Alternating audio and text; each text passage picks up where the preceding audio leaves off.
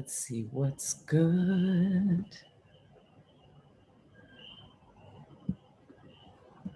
Pasting this list here. I have an idea. I have an idea, everybody.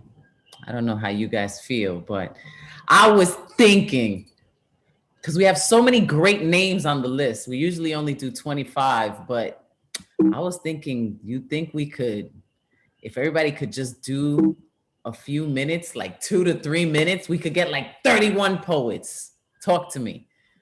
Talk to me. How y'all feeling out there about that? For some reason, my list won't copy. Let's try this again. Tell me, what are you thinking? Oh, shoot. No, no. Sounds good. Talk to me. Advocate of words. Come on. The Monday night host is in the building. Yes. How wonderful is that? Let's see. The one I'm doing is relatively short, Jeff Cottrell, and I think you're first up. So that would be nice. Why won't it copy into the chat? Oh my God, I'm in Puerto Rico still. And okay, Joski C says he could do 3 minutes. And the famous song of Puerto Rico is En mi viejo San Juan. And my grandmother just loves that song. And she still sings that song to me. And I decided to start learning it. Yes, I did. And I was like, wow, all these years. Okay, here it is. There it is. Oh, thank you, Nuyorican. Thank you. He put the list there for me. Let's see if I'm going to try it one more time. Oh, no, it doesn't want to do it. So I'm going to sing it to you while I cut and paste. Because why not? I don't know why this isn't working. En mi viejo San Juan, cuántos sueños forjé en mis años de infancia. Mi primera ilusión y mis cuitas de amor son recuerdos del alma. Una tarde me fui hacia extraña nación, pues lo quiso el destino. Pero mi corazón se quedó frente al mar en mi viejo San Juan. Adiós, Borinquen querida. Adiós, mi diosa del mar. Me voy, pero un día volveré a buscar mi querer, a soñar otra vez en mi viejo San Juan. That's the first half. Woo! I'm hoping to charm my grandmother with that one.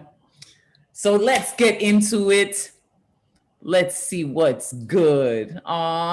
Yes, that's like one of the most famous songs. And I asked around and they were like, yo, you got to learn El Mi Viejo San Juan. So, and I do love El Viejo San Juan. It's absolutely gorgeous. Let's go now with our first performer. Let's try to keep it tight and keep it sharp. Let's go with Jeff Cottrell. Hello. Hey. I got some new shit. New shit. So it feels old to me because I've been doing it all week. It's kind of a found poem. 22 lines from classic movies in which they say the names of the movies. 1. That's strange. Nobody's supposed to sleep well in Casablanca. 2. Next Saturday night, we're sending you back to the future. 3. Well, I guess some like it hot. I personally prefer classical music. 4. In moonlight, black boys look blue. 5. That's a great white shark, a 20-footer, 3 tons of them, and full of jaws. 6. Luke, I've had it. I'm taking my reward and leaving. You're not getting me mixed up into one of those Star Wars. 7. You know, they say there are 3 kinds of people in this crazy mixed up world. The good, the bad, and the ugly. Which one are you, punk? Which one are you? 8. I'm gonna lay 400 blows on this kid if he don't settle down. 9. Vincent, we got a hit to do, motherfucker. Stop sitting on that toilet and reading that Pulp Fiction. 10. Well, it's been an interesting year in the Broadway community. Why don't you just sit back, relax, and let me tell you all about Eve. Excuse me. 11. He crawled through a river of shit and came out clean on the other side. And that, my friends, is what they call the Shawshank Redemption. 12. You don't get it, Willard. I ain't talking about no apocalypse yesterday, and I ain't talking about no apocalypse next week. I'm talking about an apocalypse now. 13. I shall take over all the oil fields in California, and if I should happen to cut my finger in the process, there will be blood. 14. I'll catch this wanted man for a fistful of dollars. 15. I'll catch this wanted man for a fistful of dollars, but I'll kill him for a few dollars more. 16. I swear these motel rates are so high they're completely psycho. 17. It's a bird. It's a plane. It's Superman, the movie. 18. Ho mangiato tra ippopotami transessuali con la dolce vita, ma la stupida fattoria di salsicce ha schiaffeggiato la mia bella scialda. 19. Would you like some fries with that, Citizen Kane? 20. Get busy living or get busy dying.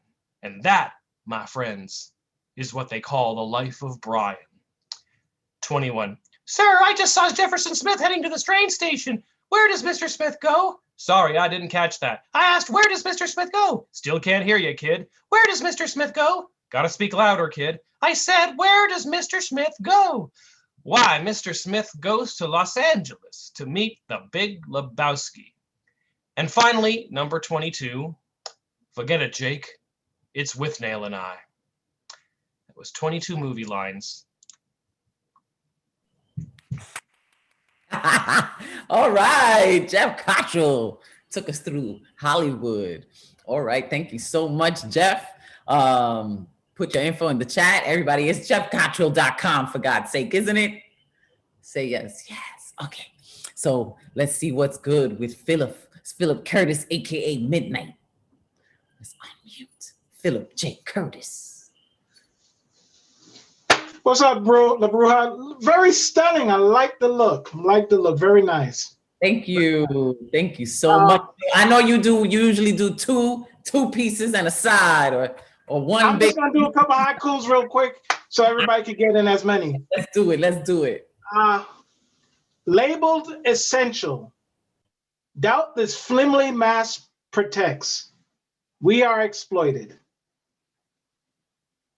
Just got stimulus. People struggle to survive. Covers overdraft. Parents fear daily. Send child across street to school. Too close for comfort. And one more. Super Bowl Sunday. Place wager. If team wins, we fist pump the air. All right. Well, oh my God. Is that happening soon? What? The Super Bowl? That's Sunday. And who are you rooting for? Is it on your shirt? I'm rooting for a good game. You can't root against Brady. I'm sorry. Even though, I'm sorry. Oh, it's a baseball shirt. What am I talking about? Yeah, the Mets are in the Super Bowl. That's how much I know. Thank you so much, Philip Curtis, Midnight. Here we go now with Alexander Goldberg. Yes, I am here. So, on January 30th, 1933, Hitler became the race chancellor of Germany. And on January 30th this year, I wrote this poem that I'm presenting tonight. It's called History Lesson. Germany lost the World War I, survived the crisis and inflation. Respect for government declined, with German people terrified. And German people were so worried. They heard most horrible of stories. Stories were coming from the East, about new government destroying their church with Catholics and priests. They heard of the evictions, murders. They knew the threat that was approaching. Red Army lost fighting for Warsaw, and therefore they did not go further. Fighting away was important. The communists would be supported in Germany, in France, in Poland. The victory would keep on rolling. And even in United Kingdom, they wanted to destroy the freedom. So Germans searched to find a leader who would provide the hope they needed. Hitler turned out to be such leader, and he had promised Germans then to make their country great again. Doesn't the slogan sound familiar? People of Germany believed there was a crisis and they feared their vicious neighbor from the east, not knowing they've unleashed the beast. Yes, Germans hoped that he would save them, but did we really learn our lesson? Hoping for someone else's blessing, not knowing that we're giving power to those, the ones who would devour the values that we hold so dear, not knowing tragedy is near, hoping the moment he's arriving that everything would turn out fine, and that the hand of the divine would help us rise and we'd be thriving. Nevertheless, in 1930s, it was a different case for Germans. Despite the problems that they faced, the head new government embraced, level of confidence was soaring. For us today, it's not the same. People are wary and less open. When we believe popular slogans, we only have ourselves to blame. When people saw that something's wrong, they didn't try to fight it either. They said what God's doesn't belong with things that do belong to Caesar. Then there were others who have said, we should not fight, we should not protest. We only should obey the state. That's what God sent us. We're his servants. Also, there was a fear of East. Many supported these positions. Hitler destroyed the opposition. People objected to resist. But who are we to say they're wrong? And who are we to say we're right? Don't we want a leader who is strong, awaiting future which is bright? It is today, it's not the past. When crisis comes, who do we trust? Do we speak out against injustice, defend the ones oppressed in practice? They came for communists with violence. They came for unions. I kept silent. They came for Jews. I'm not a Jew. So that time I stay silent too. So when they came for me next week, there was nobody left to speak. It's not the history on papers. Some churches still support dictators. Lest we forget, we must not break. So when you have a choice to make, remember not to be persuaded by those in power, past or present, from all we cherish day and night. Speak and defend. So help us, God. Thank you. Wow. Alexander the Goat Goldberg, aka Goatberg. Wow, that was super powerful. Thank you so much for that. I'm nosy, so I gotta ask, what happened to your nose? Wow. Just a small scratch. It's not a big deal. It's We're all right. fighting for our rights. I thought you was like, Yeah, that's that's exactly exactly that. Yeah. Alexander the Goat Goldberg. Thank you so much. Thank you. Fight the power. Speak that truth, baby. His story lesson, and that's how it happens, right? If you don't stand up for one man, then the next man is you. Awesome. Okay, Yes. so now let's see what's good with Abraham Kimani. Yes, hello. How you doing today? We're doing good. I don't know if you heard the rules. We're trying to keep it to a nice tight 3 minutes so we could get everybody out on the list. Oh yeah, So what you I got? caught the last whiff of that. So I got one piece of Black historical fiction for you guys.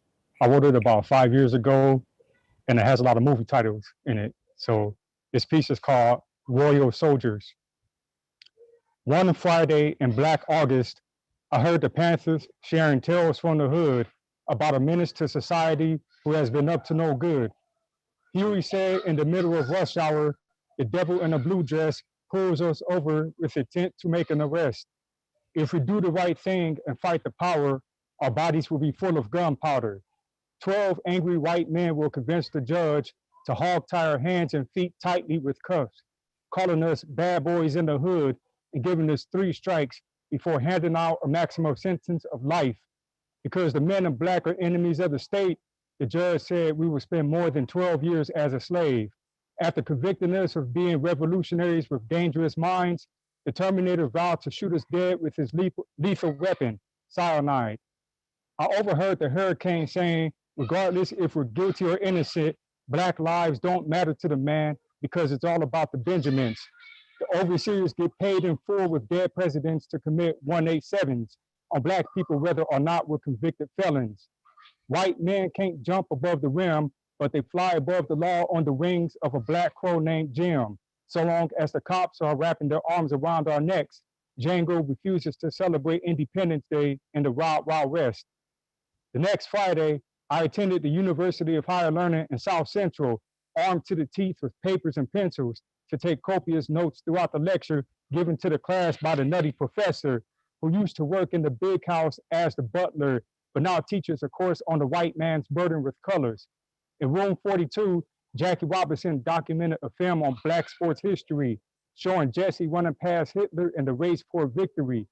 2 years later, Joe and Max fought again in the ring. After losing the first time, the Brown Bomber beat Schmeling. But it was Ali who proved to be the greatest heavyweight champ in a world full of racists. In the wood, the brothers from Sunset Park talked about love and basketball, vowing to celebrate Black sports legends winter, spring, summer, and fall before taking a moment of silence. Coach Carter encouraged his players to remember the Titans. Afterward, I made plans with John and Jane to get on a bus and take a road trip down memory lane. In Harlem, I went to a few house parties, ate some soul food, then attended a rally led by Marcus Garvey. Malcolm X spoke eloquently about building a Black nation, while Dr. King marched from DC to Selma protesting racism and discrimination. Thurgood Marshall argued that Black schools were separate and unequal as a lawyer for the National Association for the Advancement of Colored People.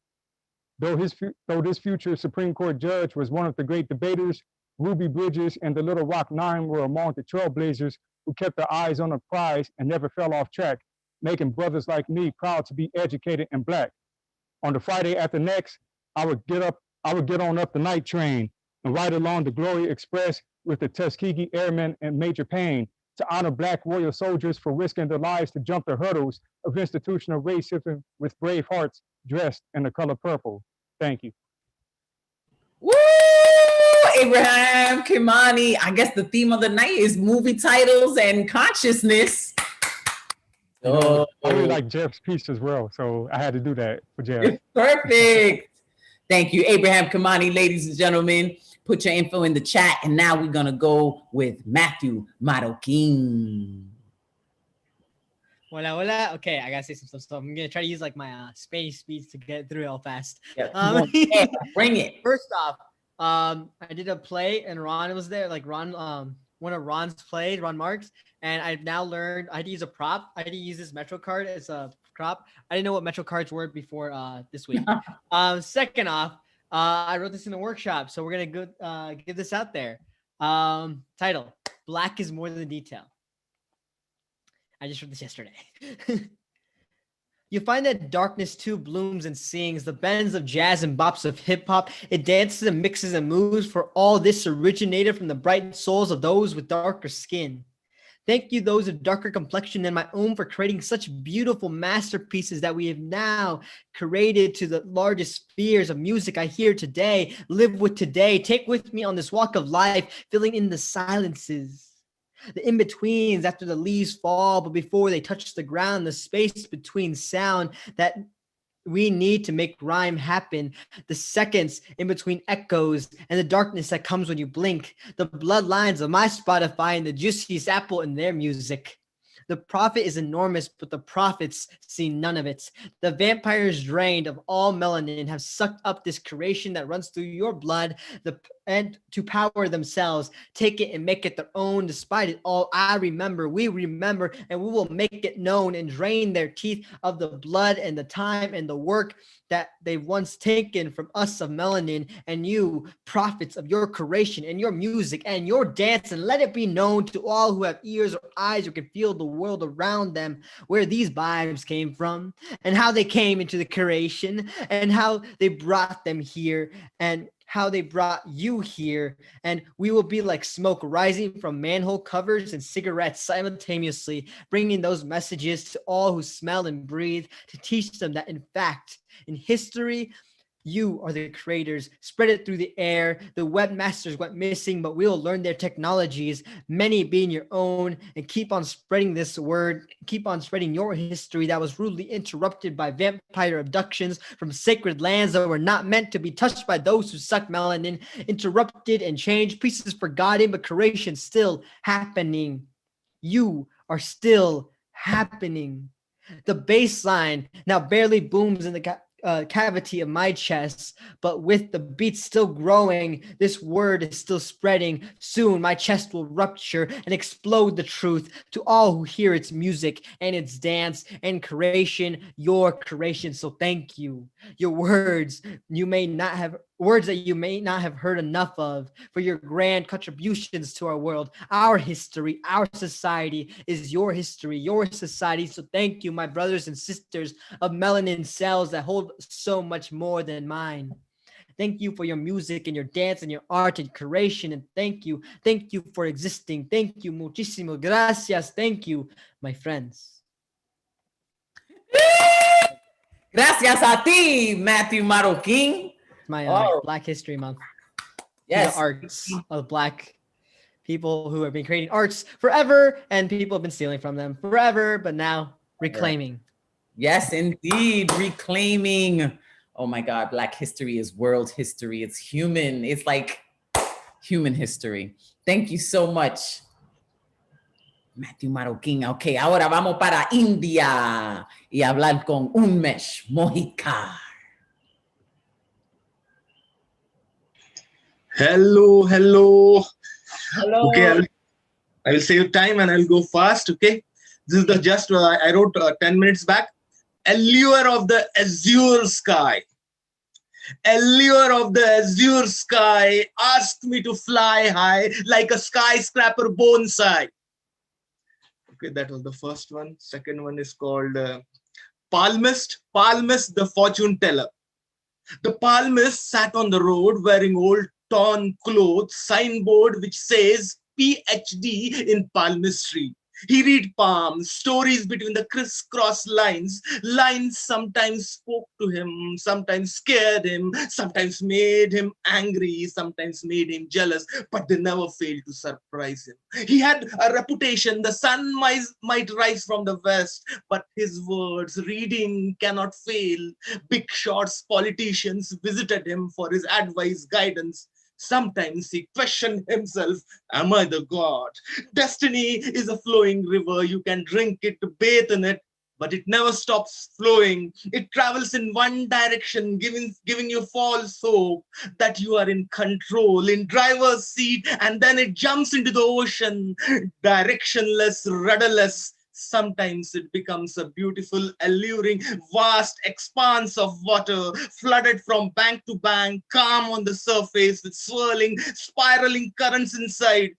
The palmist understood palms, misunderstood destiny. He struggled to sleep, stayed awake in the night. He wanted to make people happy, relieve them from their agony, but he was just a messenger. He can read destiny, but he cannot change it. He wanted to help others, but he was helpless. Finally, he decided to read his own palm. He searched for lines on his palms. There were none. Blank, just like his ghost, like empty house. He was alone. Even the lines on his palm deserted him. Once again, the dance of destiny. Once again, the dance of destiny failed the fortune teller. The dance of destiny failed the fortune teller. That was powerful. High five to the palmist, man. Thank you so much, Unmesh Mojica. Thank you. Thanks, everyone. I see you featuring, doing things. I just love how people, all the talent that starts here on the open mic and then just continues to grow and grow. So all credit goes to Nuyorican Cafe and all of you guys. Thank you. Thank you very much. yay! Thank you. Unmesh, ladies and gentlemen. Okay, now let's go with Elaine Nadal. What's good, Elaine? Hi, hola bruja, how are you? Good. ¿Y tú, cómo tú estás? Muy bien, muy bien. Qué bueno. Háblame, what are you going to do tonight? So I have a poem, it doesn't have a title, so I'll just begin it. I learned sacrifice and selflessness in the streets of Manhattan. Two virtues the church tried teaching me, and at the time I thought I had mastered. I was wearing a long skirt and a button-down shirt, both green like an aurora, a watercress, a sign of permission. The cold, crisp January air didn't dim the lights. They were perennial flowers that made me dream of seeing wonders, of not being restricted by a person or money, of being free. I was a pichon. That's what Abuela used to call me. I had no idea what she had to endure coming here from the Dominican Republic so that I can have a moment such as this, a different air, a possibility of becoming a woman with coraje, challenging ideas and roles that keep many women in confinement. I was only 16, a sheltered teen from Connecticut, staying without my parents at my aunt's for the first time. I was flying. Manhattan was adventure. It was alive and I felt new. But grandmother was dying in a hospital close by. She had been there for some time. I could have seen her. I had a choice and chose the lights that, like my guilt, will never fade. The lights that will always gleam, like the love I have for my abuela. Oh, that speaks to my heart. You already know, Elaine, thank you for that. Because like nuestras experiencias son pues similares, you know, Santo Domingo, Puerto Rico, nuestras abuelitas coming to over here to New York. Thank you for that. Muchas bendiciones. Gracias. Woo! Elaine Nadal, ladies and gentlemen. Put your info in the chat so everybody can follow you and see where it's at. Okay, ahora vamos con Luis Pavón. Hey, La Bruja, New Yorican, what's good? Wepa, you're in a different part of the living room tonight. Yeah, I had to get on the couch. My body hurt. Yeah, honey. But I got one piece tonight. It's called Jesus in a Dive Bar. I have tried to be saviors of men, but I have been a messy Messiah, a breathable sin. Betwixt the salt and sugar, the gin, I have been unholy water, a baptism of skin. As I walk on water, a mix of death and semen. Climax a different prayer, as they cry out to heaven, help them, help this. As the music grips the flesh, makes it dance outside the bone, unhinge the mouth, enter the soul, as seed falls on grounds that don't grow, as I kiss the sick, the maimed, and the old. Hug lepers and expel the demons they hold, but I am no Lord, no body dressed a ray of light. As I kneel before men in act of obeisance, move my prayers between their legs, climax their salvation. How can I be anyone's Moses when I still crave deliverance? My spirit begs this question as I plead a different need, asking for a liquid blessing, but I am no savior. I cannot raise the dead up. There are bodies that have died in me, some I have not buried yet. In this I rest, put on my best, and wait for the end at 4 a.m., where I become resurrected again, a spirit refreshed, waiting for this worn old body to catch its second death. Thank y'all for listening. Luis Pavón. All right. Well, you know, we're your poetic disciples no matter what, baby. Luis Pavón. Yo, that, you know, really reminiscent. Emmanuel Xavier, a very, very dear friend of mine in the poetry world. You really should look up his work. It reminds me so much of it. And yeah, you know, you're going to love him. Yes, Luis Pavón. Definitely, definitely. Okay. Nick Paleologos, let's go. See what's good with Nick tonight. Nick at night. Nick at night. That's right. That was, god damn, it took me back to like when I was like 15. Be careful, the slime's coming, the slime. I have new shit for you guys. There's the slime for you. New shit to be poured all over all of you. Take it away. First off, shout out to Mr. Speaker. This was influenced by him. It's called Rage. I am rage, locked within your vessel, key within reach, unlocked at any triggering moment. I am rage, ravager of relationships, polarizer of possessions, slayer of souls. I don't care how much money is invested in keeping me down. I don't care how you settled your past. I don't give a damn about what you're doing this moment. I will make you into the warmonger instead of a monk. I am rage, a weapon more chaotic than a revolver, a sword, and a nuke put together. Weapon so toxic that it makes poison Pokemon uncomfortable. I am rage no matter how many times you notate me down. I just keep coming back up. And you best believe that when I take over, I don't care how much chaos comes. I am your atrocitus. I am rage, and I infect faster than COVID can. I blind your mind and make you hungry for destruction. Beelzebub begs me to burrow below. I am rage. I am your disappointment, your disgust, your failures, your frustration, your epidemic, your energy. I am you, harbored, unadulterated, unfiltered, and always attacking. If you give in to me and harm, you've proven that your poetry is just penmanship. Your beliefs are bullshit, and everything you fought for was for nothing. I am rage. In this day and age, you better have love. That's the only weapon that could defeat me. And if you don't have that, then I will claim another vicious victory. In peace. Ooh, Nick Paleologos, aka Nick at Night. I think that's sticking. That's sticking. Everybody's loving Nick at Night. Yo, Nick, your voice has developed and getting stronger and stronger every time. I love it. Power to you, Nick. Awesome. Put your info in the chat. Let everybody know how to follow you. And we gonna go now with Michael Sindler. Hello, everybody. I'm going to front load my plug here, and this is something that, yeah, I'm in it, but that's actually probably the least exciting part. This is something that does come out of the New Eurekan, the great Kevin Powell. Has been doing this series of workshops, which he's about to start up again, by the way. But we put together this anthology called 2020, the Year That Changed America. And like I say, it's got people like me, but it's also got Nikki Giovanni and Gloria Steinem and Jessica Carrot Moore.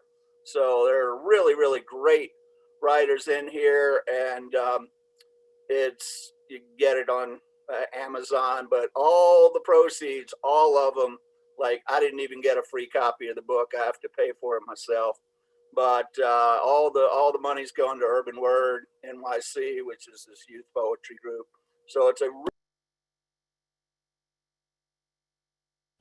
Oh, you got cut off, Michael. I don't know. Somebody, your mic got muted. Get right into the poem. Let's do it. Okay. Somebody muting on me. Don't be muting on me. Here we go. This is called Shade for Mark Bradford, who's a great painter. And what was is not what is. Layers pasted and torn back like the scar tissue that never heals. The black skin resilient, yet aching from endless abuse. The cry of pain reaching out to cover the landscapes. Broken, cracked, but indelible, even in the face of attempts to obliterate. The charred skin of bodies lynched and left to rot showed these marks. The wild and vicious slashes and floggings and canings as well. And still, no matter how much is torn away, how intense the attempt to obliterate, to desecrate and destroy, there remain patches of proud, pure black, stubbornly holding fast to the canvas of history, refusing to be negated, no matter how denigrated, how dismissed, how denatured, no matter how powerful the tug of forces straining to unlodge them and to pull them from the story, to rip out native tongues and leave a dark pool of silence. But within these dark, inky depths, this black swamp of memory, a song vibrates, carried over burnt loam hills on fragile wings, wispy shadows lacing land with homespun pattern, lending definition and dignity, anchoring chords of hope, notes of defiance, and resonating tones of resilient spirit. A song of knowledge decrying that dormant within this world of thin and brittle, pasty and paltry, faded and fading, damned and doomed prejudice, lying in wait in the cool shadow of shade, the soft, pure richness of black will persevere. Woo! Michael Sindler bringing it to the table. What? By the book, by the book. That's not in the book, but That's not in the book. Buy the book. Put it in the chat, and we'll see what's gonna happen with that. Okay, let's go now with Elizabeth Strauss. Evening, all. So for the last couple of months, I've been working on a monologue about the late Anne Spencer, a poet activist, and she very much loved her garden. So for Black History Month, I wrote a poem called "The Seed She Planted for All for Her." Her spirits and soul have inhabited my temple for 2 seasons. Her words protect me from her sticky reality while taking my breath away. When all becomes too much, I imagine myself in the garden with her. Though the sun may be beating down on both our tired bodies, the dirt from the earth's rich soils in her scripture become my cloak of invisibility, hers as well. She fought tooth and nail for herself and her people of color, women of color. She planted seeds everywhere she went. The streets in Harlem, libraries in the South. Every word she wrote another seed for flowers to blossom and trees to stand tall, but not like any ordinary plant. Her seeds make sure they stand proudly, even on the hardest days. As the sun beats down on our bodies, we stand proudly, and those trees stand tall and proud. Flowers flourish in the garden around the world. They always give us oxygen, helping us breathe in clean air, working hard to nourish us, to give us a better life, a healthier world to live in, like her. If she were alive today, I know she would be marching alongside me, standing up for social justice, getting into good trouble. She was a minister of poetry, an activist for all. She was Anne Spencer. Thank you. Elizabeth, wonderful tribute to Anne Spencer. Thank you. Thank you for that. And that's how you immortalize someone. You write a poem about them and they live forever. I got so into it, I didn't even check to see who was up next. Who's up next? None other than Urban Cowboy, Greg Michaels. Hello. Hey. Hola, bruja. Hola. ¿Cómo estás? Do a legend. When an urban legend is about a famous person, people tend to believe it more. Oh, I heard of him. It must be true. This here one's Disney on Ice. Dad might not be dead when it comes to old Walt Disney. He's the guy that invented imagination, isn't he? Cancer destroyed his lung. It seemed his time had ended, but this man of vision had a plan to get his life extended. Uncle Walt had himself froze in 1966. The idea to suspend his life till science found a fix. He'd hibernate till doctors made a cure for his lung cancer. He still directs the family business through a necromancer. Under Disneyland is the location of his cryonic birth. Ain't no better sight to chill than the happiest place on earth. He told his family, don't you fret, because I got this all planned. They'll find a cure, then wake me up in Tomorrowland. Under Pirates of the Caribbean is where I want to be. Yo ho, a second life for me. I don't care how long it takes until I see the light. I'll have a nice long snooze like Sleeping Beauty or Snow White. When I went to that there magic kingdom with my grandson, I met Walt's ghost to wander around the haunted mansion. He told me how his body wound up down below in deep freeze. I encouraged innovation. My employees aimed to please. One pinned a suggestion on a corkboard with a thumbtack.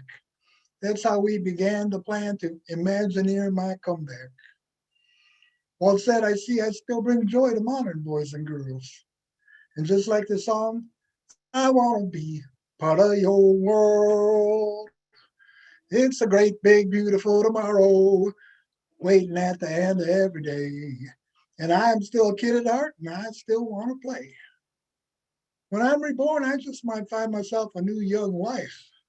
It'll be part of that there circle, the circle of life. If Walt Disney does return, is it a miracle cryonics or just the whole world being fooled by Disney animatronics? Be ready when they thaw him out if you want to see old Walt. They'll release him for a couple of years, then it's back in the Disney vault. Thank you. Yay! It's movie night tonight. Movie night. It's movie night. So cool. We have seen about, I don't know, like a good 70 movies by now through the poetry. Thank you so much, Urban Cowboy poet Greg Michaels, bringing that Disney. He brought out Walt Disney's head from Defrost. And thank you, Greg Michaels. Put your info in the chat. And now let's see what's good with Thomas Connor. What's up, y'all? What's going on? So this is I'm going to be quick with it. How you doing? I've been having some systematic issues here, so I apologize. Things I've learned.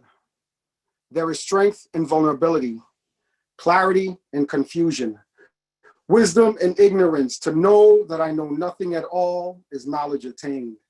It's all relative, interchangeable, feasible to growth. Death is finite. Life is finite. Walking to my parents' coffins was the longest walk I'll ever know. Marriage sometimes isn't forever. It expires over time. Time manages its time. Time manages your time. What a pyramid scheme for the ages. Sages seek for sages. Wisdom searches for knowledge. College is a hoax. They sell you higher education. What a distorted trope. Hope is never still. So since I'm from Brooklyn, the one thing I keep constant is always guard your grill. Africans are the creators of math and science. So they are the ones that created math and matter. So therefore, they are the fathers of time. We're in control of nothing. So fuck it. Just grab your loved one, turn on Netflix, kick back, and fucking chill. Peace. That was it. Yes, Thomas Connor. Let him know. Thank you. Put your info in the chat. And now let's see what's good with Ed Foreman, aka the fireman. Buenos noches, mi hermanos y mi hermanas. Hello. How you doing tonight? What you bringing to us tonight, fireman? Some heat? Well, I was bringing something a little bit spicy, but everyone's talking about Black History Month, so you know I had to go with the crowd. I'll save it for next week. Okay, this is called Pitch Black Unity. A mighty wise man once said he had a dream, an eternal legacy flowing like a rushing stream. It's more powerful to take a large brick than to hold a gun. It shows more strength to be an iron wall than a mock sun. African-American freedom fighters that are departed but not forgotten. Their lively spirits leave our beating hearts less rotten. Their fearless sacrifice hasn't been tarnished or in vain. God knows they suffer from barking ignorance, whipped stupidity, and biased reign. In their last dying breaths, they never cursed, bellowed, or loathed with ill wills. Their heroic impact gave the hooded phantoms deep panic, fears, and chills. Our ancestors were bound in rusty, rattling, and clinging chains. Their ironclad determination helped us deal with the isolating pains. The unforeseen burns of backstabbing by ignorant whites and even against ourselves. Yet people keep forgetting that book on the shelves. It's not easy being a big black ink blot on a white canvas, trying to get this rage and stress off our roaring chests. Fighting, shouting, killing like blind guns isn't the answer. It just spreads the venomous river of hate so much faster. Hate never loves, but only exterminates and destroys. Please be mindful that we're human and not mindless toys. It's easy to build instead of burning bridges. Anyone knows it's better to heal than dig ditches. It doesn't matter if you're red, black, or white. Let's bury the hatchet and fight the good fight. Black history isn't supposed to be celebrated in just 1 month. Let's give ancient white bigotry one massive dynamite punch. Yes. Edward, the fireman, foreman, putting them on the grill. He put them on the grill, baby. Put him on that foreman grill. Thank you so much. You're very welcome. Yes, Black History Month. Power to the people. Thank you Power to the people. so much. Keep it going. Keep it flowing. All right, let's see what's good with Generalissimo. Brian Franco. Hola, bella coquito. Ah, well, who is that little pooch behind you? That is my little nephew, Yogi. He got bit on the tushy by a very aggressive dog. Oh, man. So why this whole thing if it's the tushy that got bit? Because he can't bite.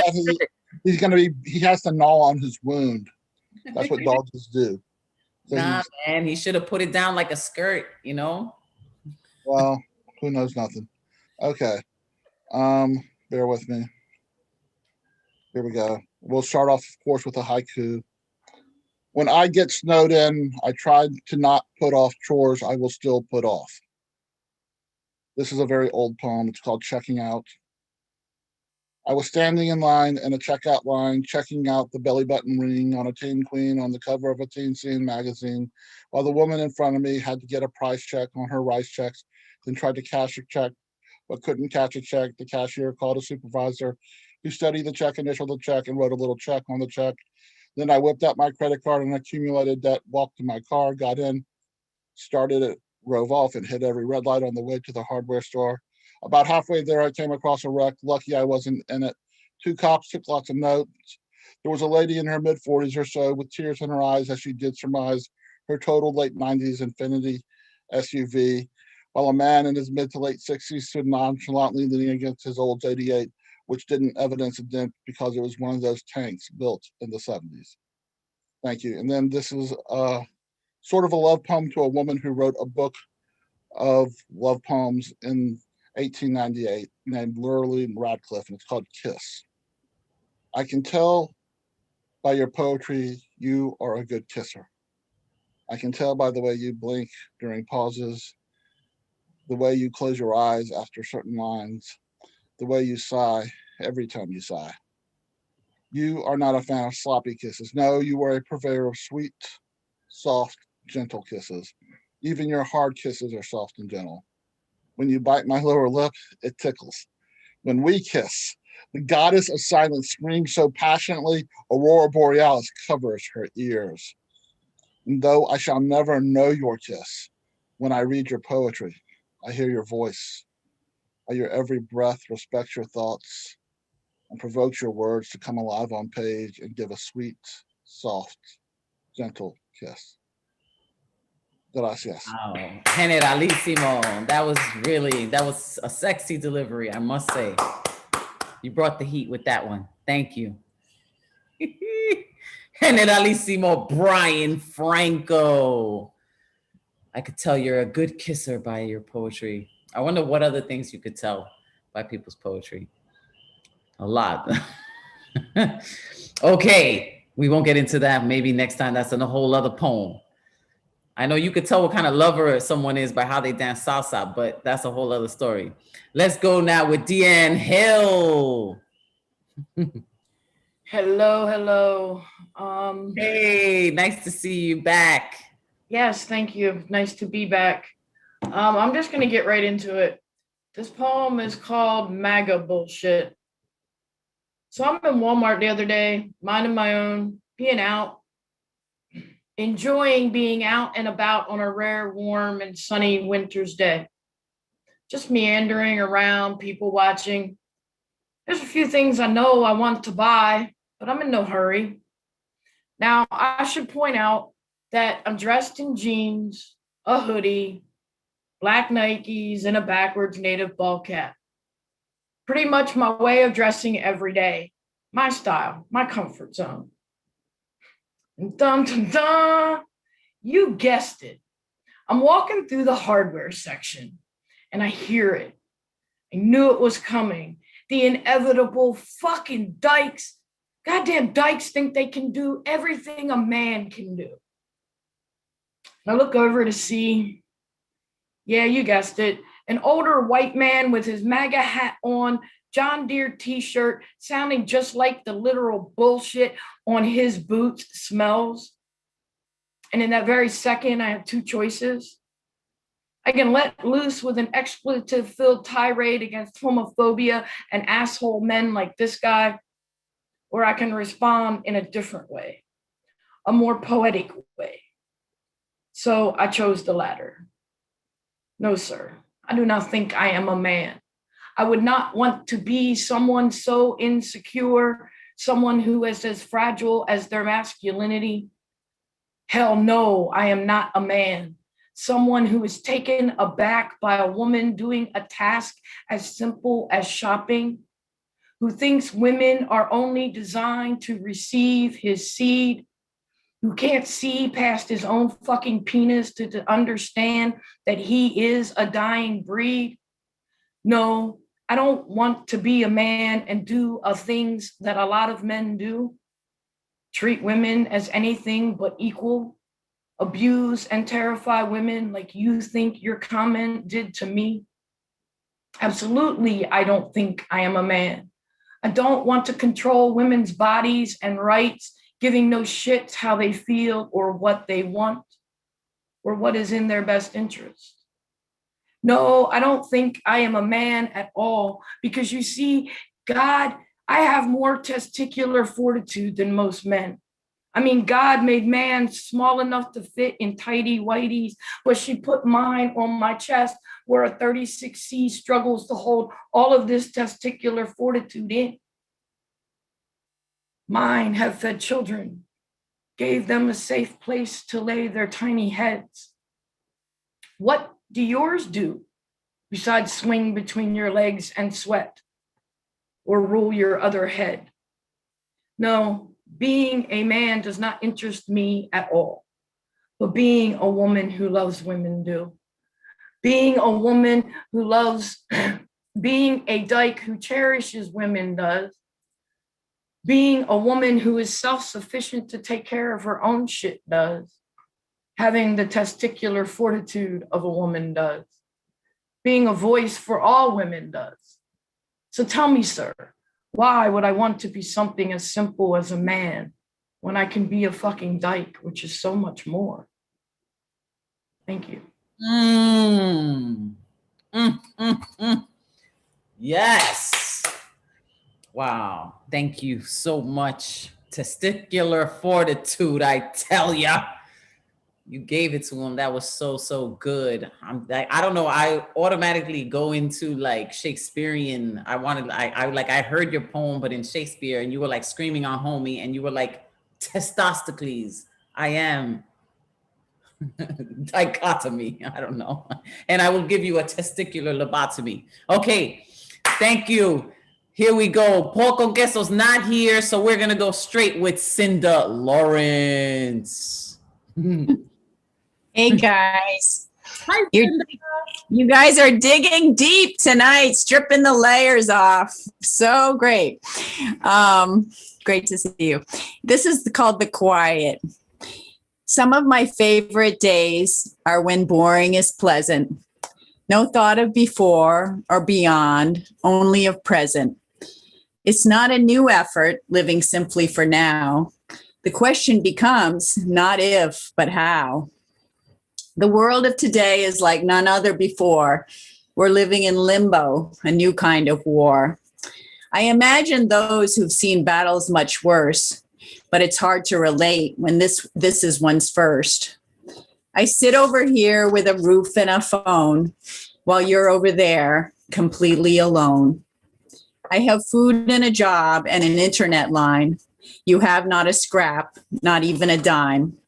I talk and I grumble and spew mindless chatter, not even nearing the heart of the matter. Authentic wisdom abides in just staying quiet, but listening for truth. I wonder and wonder if we ever will learn to dig into the empty before taking a turn. In each of our hearts, it's about how we feel. When emotions rule all, who knows what is real? I feel uncertain what's round the next bend. How in the world will this story end? Which of my days will finally show me the answer? Or will the static drone onward, creeping like cancer? For those who are able, buying stuff is the game, never quite filling the void that no one can name. We argue and scramble, we judge and we cry, asking over and over, why, and why? Angels and God, Buddha and crosses, we all sail adrift, navigating our losses. We find laughs where we can to keep us afloat. Blessings of humor plug the leaks in the boat. I know not where we're going. I see fog up ahead. I'm just so damn grateful I'm not already dead. Perhaps turmoil and conflict exist for a reason. For now, I hold on to the hope of next season. The tick of the clock, the notes in each song. I soak in silence that whispers, it's okay to be wrong.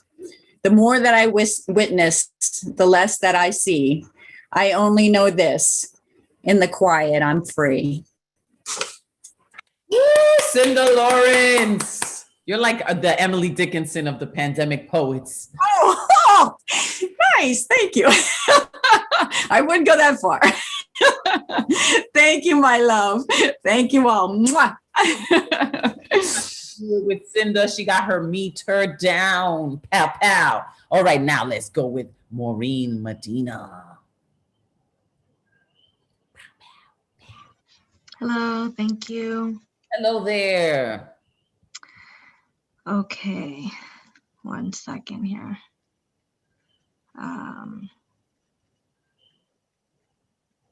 What you got for us tonight? You know you got 3 minutes, right? Yes, sir. Okay, I am going to read. No means no. Repeat after me. No means no. No means no. I do not consent. I do not agree. I do not give permission. I do not know the full extent of what you are asking, so I can't possibly say yes. Access denied. My boundaries transcend human connection so that I may continue to have connection. My boundaries are constant, unwavering, and only I can enforce them. No means no. It does not discriminate whether you are a friend, foe, or stranger.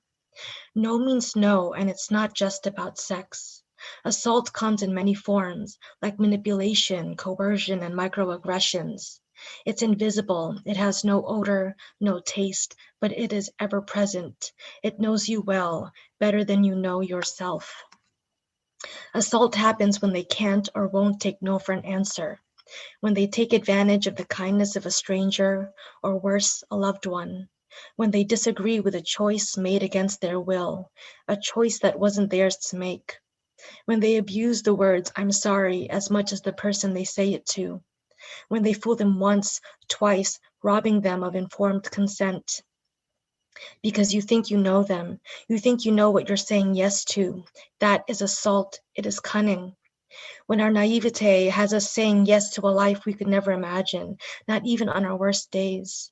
When, to us, insanity is doing something over and over again and expecting different results, but for them, it's patient entrapment. Assault is when they expect the best from someone while holding them responsible for the worst. When they violate our body, mind, and soul and claim it as their own, as their right. When they underestimate our power or they fear it. And how many times have we heard the word no when we wanted, needed a yes?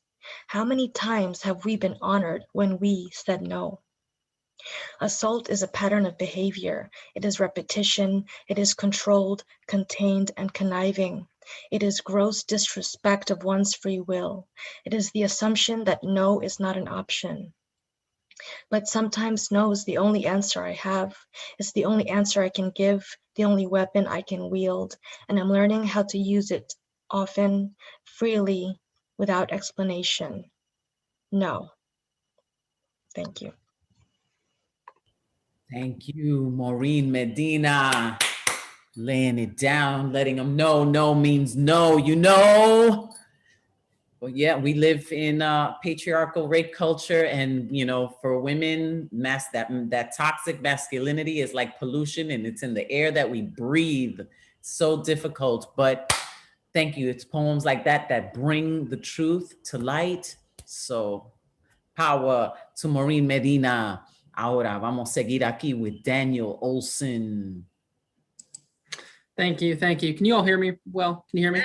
I can hear you. How you doing? Good. Doing great. Thank you. I'm going to share a love poem about my girlfriend. The poem is called When She Cried. Her soul bled out into the grounds of sorrow. Please stop and see the red snow from where her heart burst. Just stop. See the beautiful girl crying for hope of love. She came to me when I knew only the tide of my anxiety. She sobbed at what life could be if my heart awakened. And now I am covered by the thoughts of her breasts opening my eyes, for she is naked before my dreams. Exposed at every corner of where the world turned the flowers to weeds. The bread is molding, and the ocean is closing its tide to what I hold dear. Just stop. See the beautiful girl cry for hope of loss, forgiven forever after. I am so lost. Oh, how I am so sad to see her lie in the bed of misery, fully aware that I must awake the goddess from the coma and love her forever into the many nights to come, as if the seconds were rain falling from a cloud of passion and beauty. She will speak, a hurricane of sentences to explain why the earth is dying and why her heart is finally seeing the truths of this world. And then we will kiss. She will continue to speak, and I will only listen as a servant of love must continue to do. And then we will kiss, lips coming together to lose sight of what sight never gave, in return for the curses it pushed upon our view. Just stop.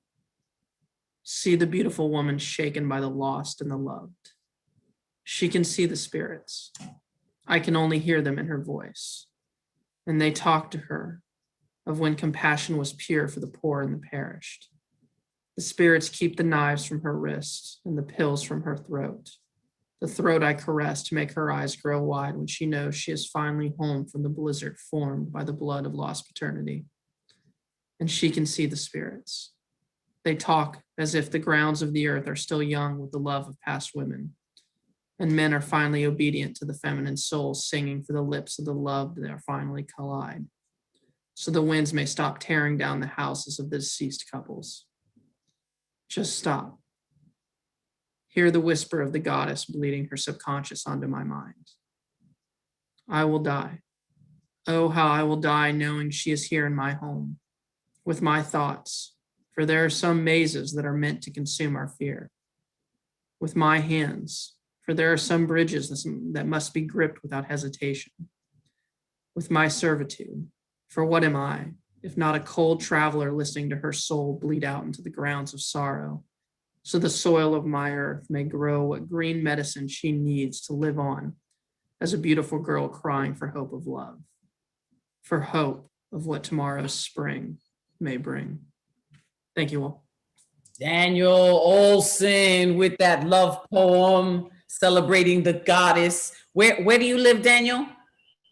Where do you live at? Oh, got cut off. Where is it? I'm asking you again. I want to know. Indiana. Indiana, yo. That's where the romance is at, y'all. Indiana. You know where you got to go now. If you're not locally, go to Indiana. Thank you, Daniel Olson. Now let's see what's good with Scott Pleasance. I'm going to Indiana. Hey, how you doing? Good. How you doing? I'm doing good. I'm gonna share a little story with you. Little trigger warning. If you don't want to learn something, you better cover your ears. Uh-oh. So, did I tell you about the time that I met Martin Luther King? It was 3 years ago, 2017, the spring. Now, I know you're wondering, how could this be? Well, I'm going to tell you, listen closely, true story. Now, I was in Georgia, Atlanta, to be specific, walking down Jackson Street, just right outside of Ebenezer. I was walking down the block and I looked to my left and then to my right, same side of the sidewalk and in clear sight. I had to look again. I had to look twice, third time. This guy looked so familiar, I had to stop on a dime. I said, hey, hey, hey. He said, relax, no need for the staring. Yes, I know I look just like him. I said, this is crazy, just like ML King. So I asked him, are you his brother? Are you a relative or maybe a kin? Come on, man, this is wild. It feels like I'm dreaming. Man, I've watched you on TV for most of my life. I've read all your books, Stride Toward Freedom, Measure of a Man's Strength to Love, Why We Can't Wait, Where Do We Go From Here, The Trumpet of Conscience, and your signature speech, I've Been to the Mountaintop. Come on, man, this has to stop. I have so many questions to ask. The bus boycotts, the marches, the bombings, the past, the Nobel Peace Prize, the letter from a Birmingham jail. I tell you, this is insane. It just doesn't seem real. Are you really Martin Luther King? Then I asked him, where you going? He said, right up the street. I said, please wait. There are so many people that I want you to meet. So now I run to the church knowing I'm about to disrupt the whole service straight through the front door. I didn't even bother to knock and I bust in and yelled, Reverend Raphael Warnock. As all eyes turned to me, I said, you won't believe who I just saw. He said, come with me, just look out the door. This was a moment unexpectedly and fast. I had to share it. I had to make it last. But the Reverend barely moved. And then he began to smile, a smile that would light up the room, a smile that couldn't get any broader. And he asked me to come forward and placed his hand upon my shoulder. He says, I'll tell you a secret, but not one that you should keep to yourself. You see, certain things tend to happen whenever things get really tough. If you take a look at the world today, look at all the turmoil and stuff. He asked me to turn and face the congregation, said, please tell everyone who you just saw and share this revelation. As I slowly told my story that was crystal clear and special, I looked into the audience that was glued to my words when it hit me that this experience was actually my vessel. For the next 7 Sundays, I was asked by the Reverend to share this story with a great degree of satisfaction. I was sure that they were hearing me. They understood. They smiled. I was overwhelmed by their reaction. So when you are walking down the street and you see a familiar face, remember, this just may be your vessel to embrace, because the good ones come before us in many forms. They are revealed in our stories. They are revealed in our poems. Their words often remain in our minds, sometimes while providing life's greatest lessons, stories to share and never to waste. Quote, faith is taking the first step, even when you can't see the whole staircase. Martin Luther King Jr. Peace. Yes, Scott Pleasant. Beautiful tribute to MLK. So perfect. Thank you. Appreciate it. And still, those powerful spirits, they're still with us. Can you imagine how happy MLK is today? Yeah, you got it. Thanks again for the platform. Appreciate it. Much love to you. Okay, let's see what's good with Jennifer Yancey, aka Rose Gold Poet.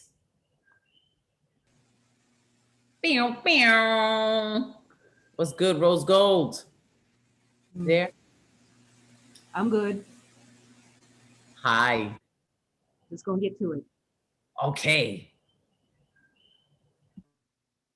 Shakespeare's utterances of all the world's stage were indeed far from folly. Suit up and dress your Sunday best, for the public awaits. They clamor and claw and yearn for just a glimpse of their rising star. And what a stellar performance will you bestow upon them today. Oh, the adulation doth stroke your ego, a jewel never possessed by the commoner. Arise, rodents, and fall prey to the garbled melody of the Pied Piper's song. But alas, you are only substandard. You're only there so the lead actor will have someone to look superior to.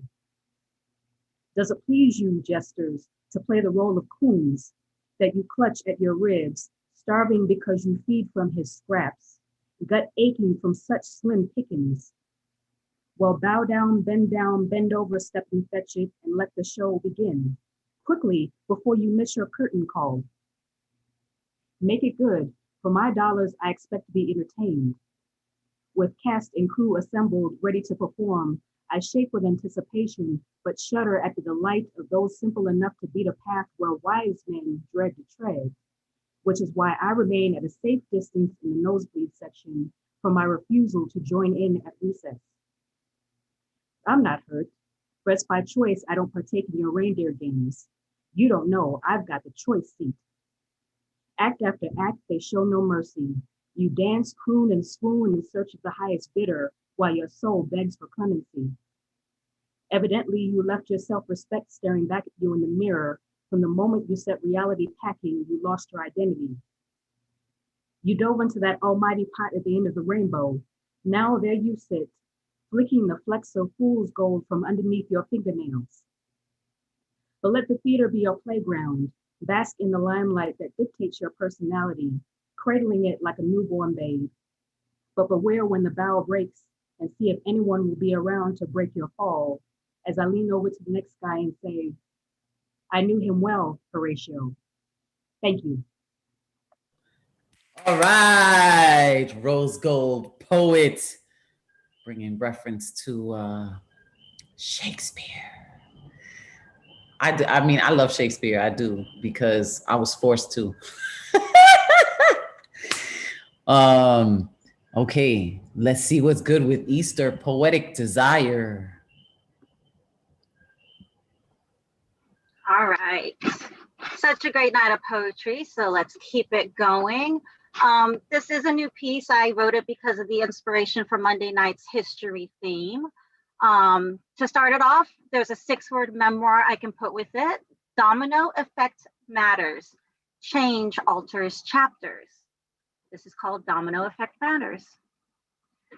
One by one, we fall like dominoes. The black and white bricks always wobbling to stand strong, yet continues to fall against, on top of each other. Society crumbling from failure to see the vision of unity to create acceptance of all communities. We lay the foundation, the path to follow, solidarity established, but how long before that's diminished? Societal injustices, victims we all are, victimized by inequality, victimized by ignorance, victimized by prejudice, victimized by stereotypical views, victimized not just by others, but also victimized by you.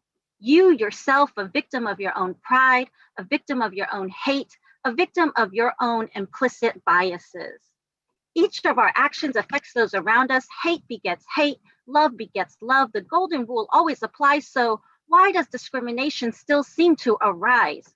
Why can't everyone care? Why do so few share, accepting one another, loving one another, understanding that unity is the ultimate supremacy? Yet here we still see history on repeat, a boomerang thrown coming back to the past, hooking onto a resurgence of struggles, failed present day triumphs, things remaining undivided, fear still holding us back, color only seen, staining bigotry views. But don't you see how we all still bleed the same? How each racial class bleeds the same hurt, bleeds the same injustice, bleeds the same condemnation. All it takes is one person to not accept change, one view to remain the same, one choice to ignore progression, one chance to neglect, shame, and blame. For all of history's attempts for desegregation, for all of history's march for racial integration to be tipped and knocked over, sent crumbling down the line, one by one, each of us falling victim to the domino effect of racial injustice. Cries now heard loud and clear, Black Lives Matter, but what does that mean? As others now chant amongst their own creeds, Blue Lives Matter, Red Lives Matter, all lives matter. What about recognizing all histories matter? Why must we struggle to breathe against such oppression, forced to hold our breath before we can speak a truth, forced to be silenced while looking down a barrel chute? How can a world be connected when it has become so disconnected, reverting back to old ways, rioting, fighting, racial slurs, ricochet? Where has the change gone? What have we now spawned? Do our actions equate to the results we narrate? We've lost our balance, chain reactions set in motion, dominoes fall, they fall and fall down a long line of hatred, hoping to find at the end attitudes now kindred. Can we come together as one, come together and find a chance to rebuild, a deeper understanding, a chance to relieve the pain, a mutual process of universal healing? We seek to rebuild again, set free, yet chained again we become. An endless loop, we build, set free, rechained and crumble. Rebuild, set free, rechained and crumble. Why do we as a society continue to rise only to fall back and stumble? Well, it all starts with one. It all starts with you. To be amongst others, deciding to see the truth that all lives matter, that all history matters, that you, I, we matter. Stand up, empathize, see the other side. Don't be selfish, looking out only for self. Look out instead for others, your fellow sisters and brothers, no matter their racial creed, creating a domino effect of love and understanding, of empathy and equality. Spread the word, words of unity, words of morality. Spread the love, not the hate. What must it take to not repeat such mistakes? Thank you. Easter, poetic desire dawns. Unity is the ultimate supremacy. That was the line that stuck with me. Thank you so much for that. And that was new shit. She wrote that with her eyes closed. She was like, thank you so much. Poetic desire, flowing and flowing. Thank you so much with that beautiful message. Unity, unity, unity. UNITY. Let's go now with Joski C. UNITY, that's a unity. Where you at, Joski? Hey, Bruja. Hey. Hola. Hola. How you doing tonight, Joski? I'm doing so good, thank you. I'm happy to be here. So, I would like to play for you a song I wrote when I met my true love. So I wrote this song 29 years ago and left it on Christina's answering machine. And this is called That's How I Feel.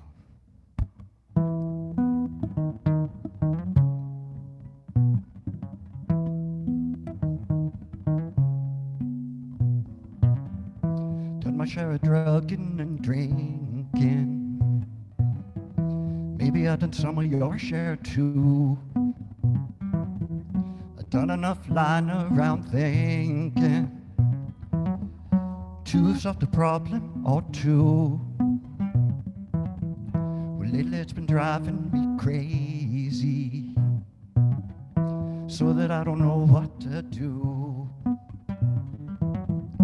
When I start remembering, baby, what it's like to hold on to you, that's when I feel your arms around me, baby, and laughter in your eyes, and joy around you.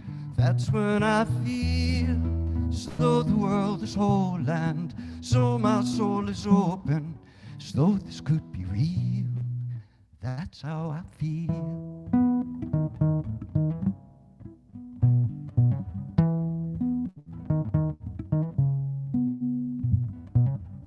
Done my best to live without hurting. Even so, I hurt quite a few. I've done my best to just go on living, even when my days felt so blue.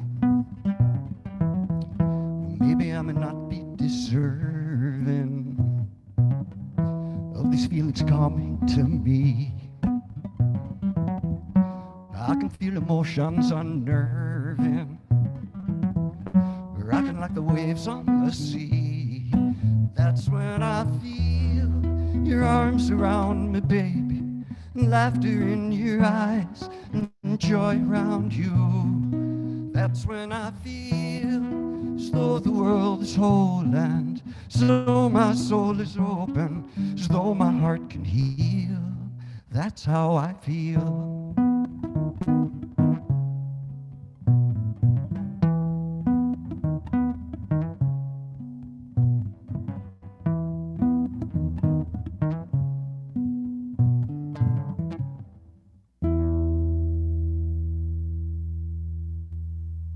Man, that's a hit, Joski C.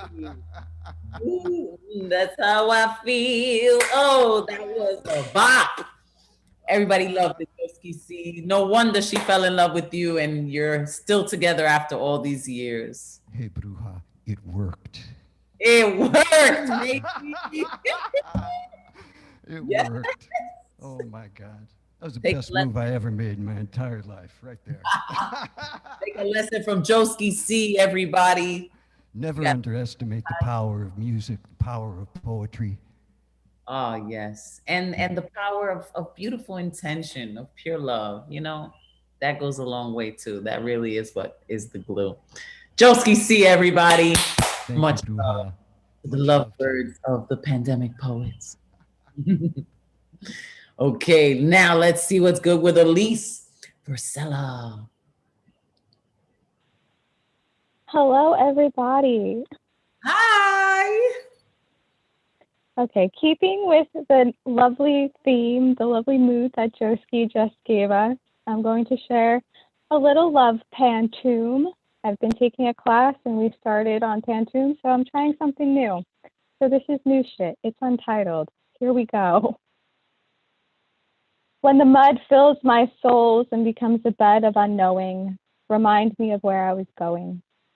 In mud is where the lotus blooms, petals like disciples with their hands clasped. Be for me a map. Remind me of where I was going. Like diviners with their tarot cards divining, be for me a map. Tell me what my future holds, O hanged man, O hierophant. Like diviners with their tarot cards divining, be my compass, my north star shining. Tell me what my future holds, O hanged man, O hierophant. If I be the river flooding over the embankment, be my compass, my north star shining. My captain charting the course with a sea shanty sounding. If I be the river flooding over the embankment, be for me the levee to hold what runs so rampant.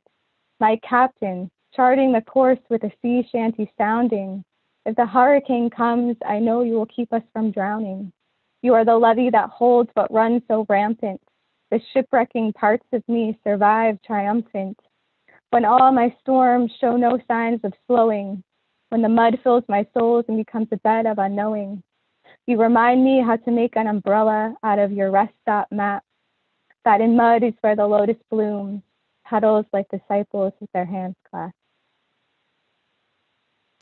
Elise with the pantoon? Is that what you called it? Yeah, pantoum.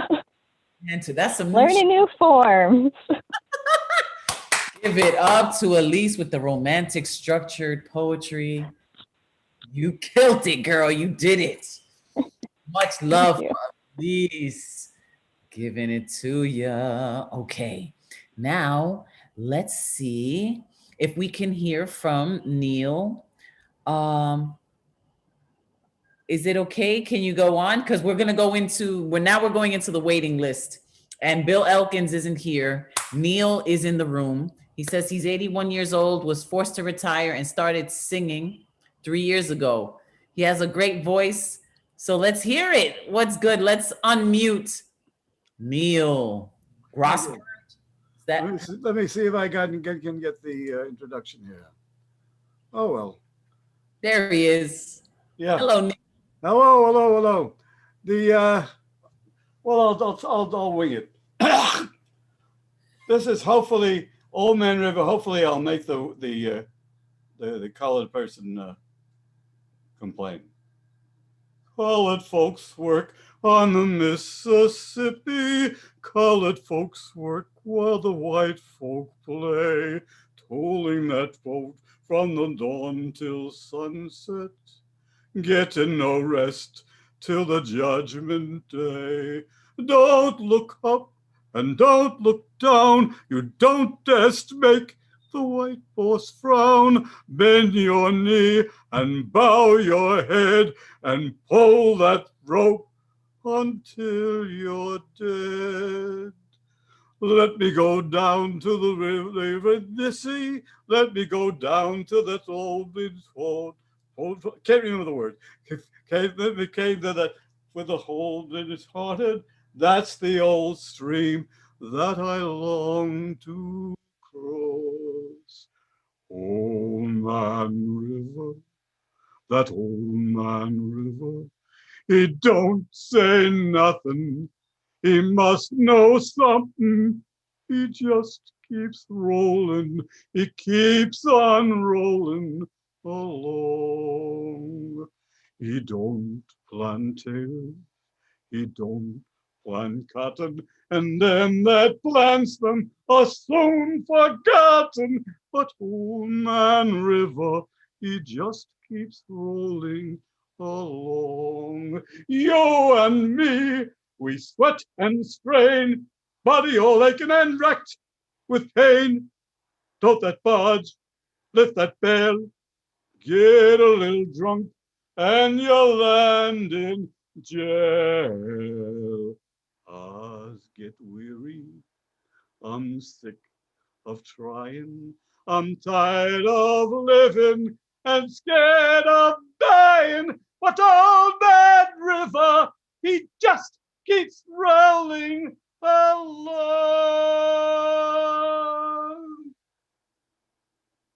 All right. Thank you, Neil, for the classic Old Man River. I never heard all of the words, but thanks to you, I have. I don't think so. Thank you, Neil. Where are you tonight? I live in Winchester, Massachusetts, a suburb of Boston. Well, thank you so much for joining us all the way from Massachusetts, Neil. It was a long walk. Thank you. Thank you, Neil. Okay, now let's go with the Professor Desosomok.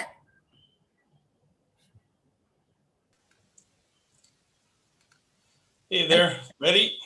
Yes. All right. ¿Cómo estás, señor? ¿Todo bien? Yeah, I wish I was in Puerto Rico, not here though. All righty, the paradox of unity. It was the morning of April 29th, 1992. I had just settled into my second cup of coffee. We had wired up our first treadmill patient for the day. My job was the collection of EMG, electromyography from leg muscles. And collectively measuring the surface available insight into nerve electrical behavior. This is moving too slow for me. Yeah, the resting potential of minus 70 millivolts. Let me jump to my other screen. Sorry, this is moving too slow. All right.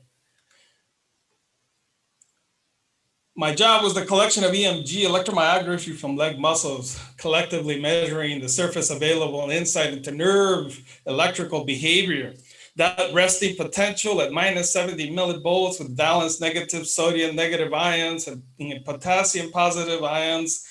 When the stimulus is applied, the nerve cell opens up its sodium channels, floods in an increasing density and charge, creating a 3 millisecond impulse spike, peaking at 50 millivolts and discharging this potential via its myelin sheath axon, activating muscle fibers. Several milliseconds after, the potassium channel dilates and brings the cell back to its resting potential.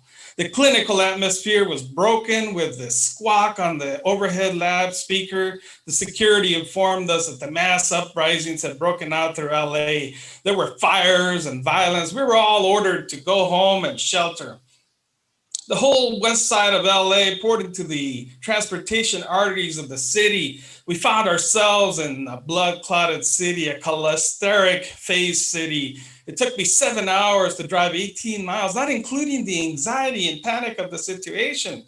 Looking back, I can say that I experienced unity with all those fleeing, the result of the Simi Valley jury that acquitted the police officers from any charges, the beating of Rodney King a year before in March.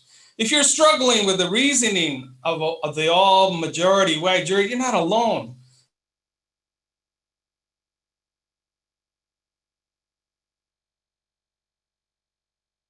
If the interest of reason, see the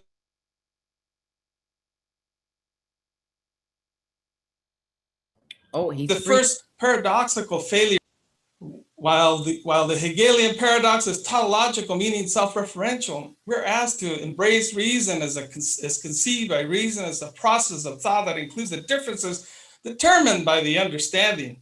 It was clear that the jury didn't read Hegel. How could they unreason Lawrence Powell's Gorillas in the Mist? Terry White's King's lawyers artistically questioned Powell about his Gorillas in the Mist message. White, now this call that involved these African Americans, was it in a jungle? Powell, in a what? White, a jungle. Powell, no. White, was it in the zoo? Powell, no. White, were there any gorillas around? Powell, I didn't see any. Later in the cross-examination, Powell offered a just following the orders defense. After the June 6, 2020 insidious insurrection, we see the torturous political programs like personal responsibility and the so-called contract with America being thrown out the window. Like deadbeat door. They scream, we seek you, which means all these violent followers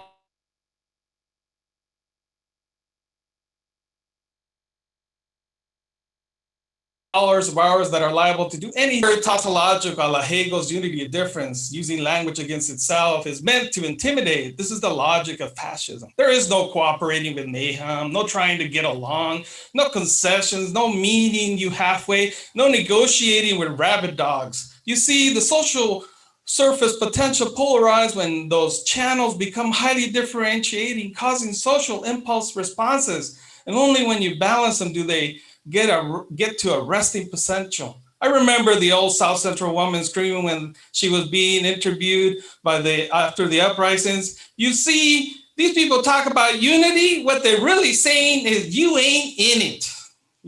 There is no uniting with fascists. Ooh, that play on the unity word. Thank you, Teso Somok. You got through it. The internet couldn't handle the flames. It kept getting a little spacey, but at least we got to hear most of it. Thank you so much. Any parting words before we go on? No. Okay, thank you, Teso Somok. Ahora vamos para Japón. Let's go to Japan with Poeta Ku.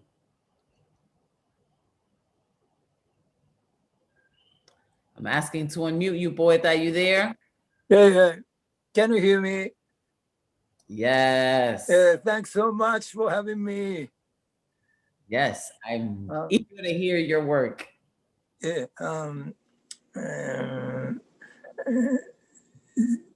I don't have much time, so this theme is pandemic and Olympic, because this year is a Tokyo Olympic will be held, but Tokyo is a pandemic city, so I'm so anxious and feel risk. So I want to read about this by the Takasago. Takasago is an ancient Japanese traditional opera, Zeami. Yeah. So I hope you like it.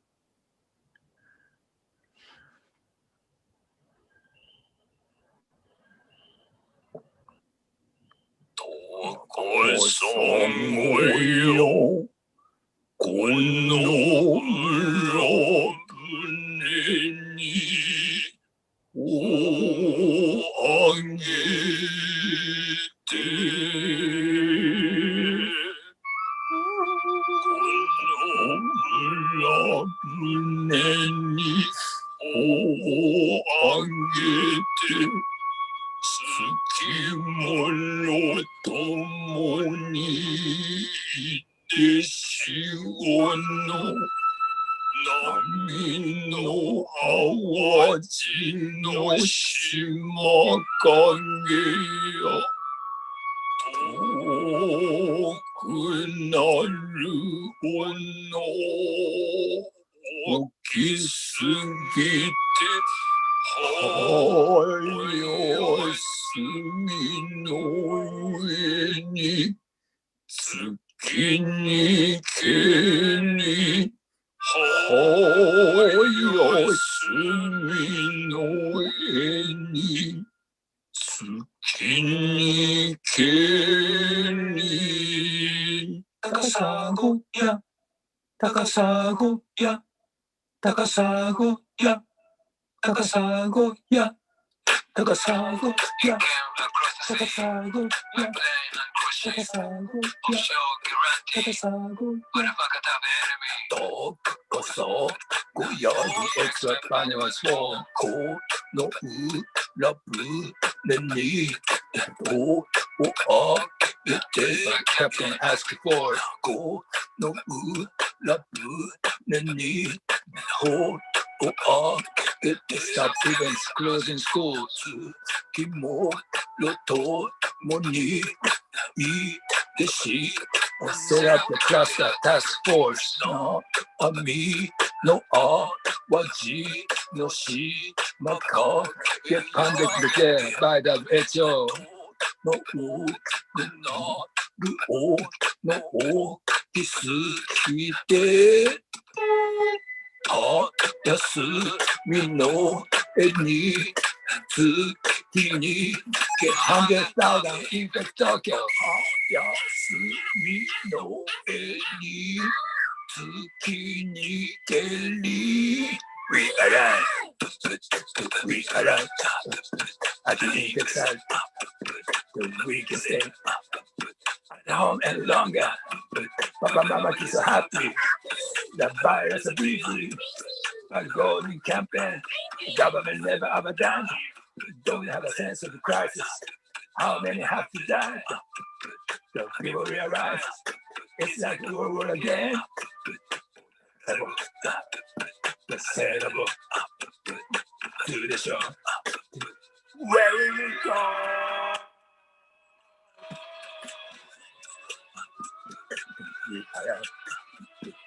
where will we go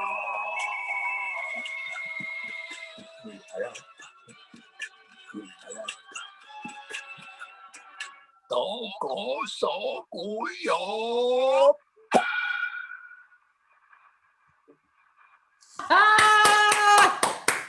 Brilliant. Thank you. We are pandemic poets. Thank you so much. Pandemic poets. We're bringing it to you. Takasago. Takasago. That was a bop. Bravo to Takasago Poetaku, bringing it to you, giving you a warning. Yeah, maybe Olympic will be. I should be put off or online here. It is better, I think. I agree. I don't know how they're gonna do it, but they need to figure something out. Or maybe only the socially distant sports, like they only allow things with much space. Thank you, Poetaku in Japan. Thank you.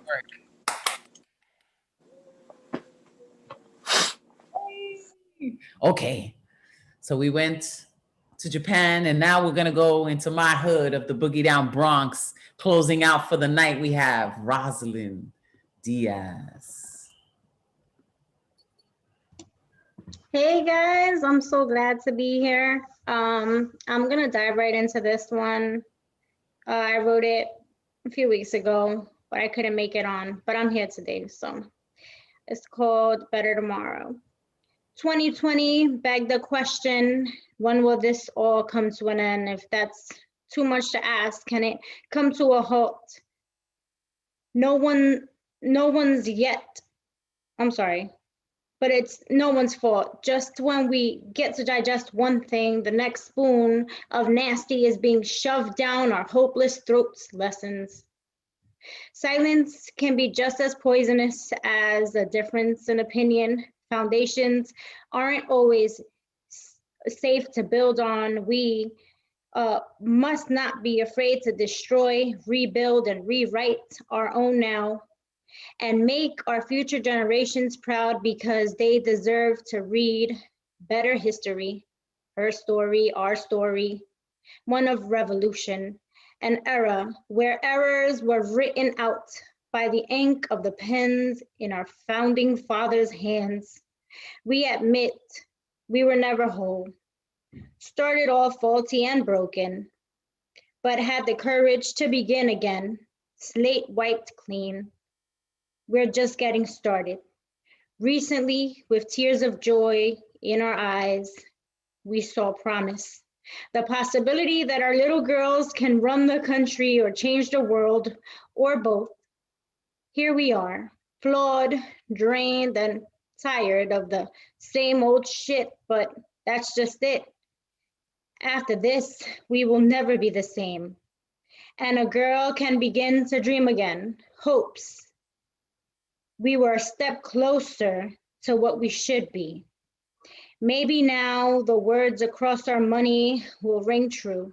Our Constitution will be fitting, and we will all speak the language, one language, the language of harmony, unity, and it'll be our victory, you and me, able to celebrate our victories as one. Give meaning back to the word democracy. 4 years of pain and shame for the country whose flag signifies freedom, but whose principles shackled us ruthlessly. And yet, here we are with the battle scars, and on the TV, it's on.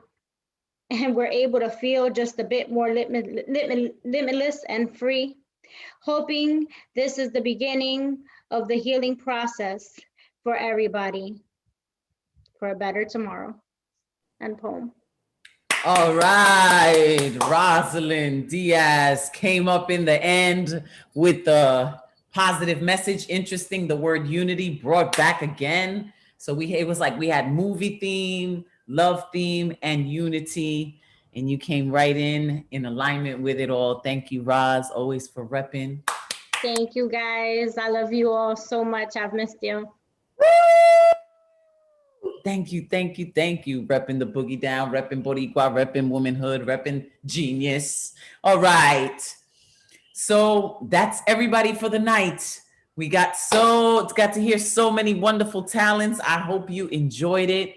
I have to say, I'm here in Puerto Rico because my grandmother was put in a senior citizen home.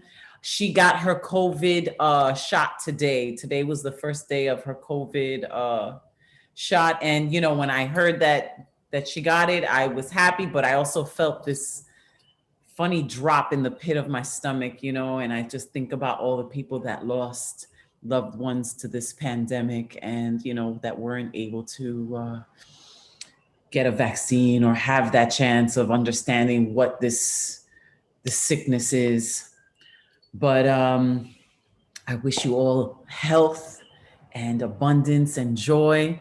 I did the first half of Mi Viejo San Juan, so I'm gonna close it out with the second half of Mi Viejo San Juan. See how this one goes. Dedicated to my abuelita who still sings these songs to me today. Pero el tiempo pasó y el destino burló mi terrible nostalgia. Yo no pude volver al San Juan que yo amé, pedacito de patria. Mi cabello blanqueó y mi vida se va y a la muerte me llama. Y no quiero morir alejado de ti, Puerto Rico de mi alma. Adiós, Borinquen querida, tierra de mi amor, adiós.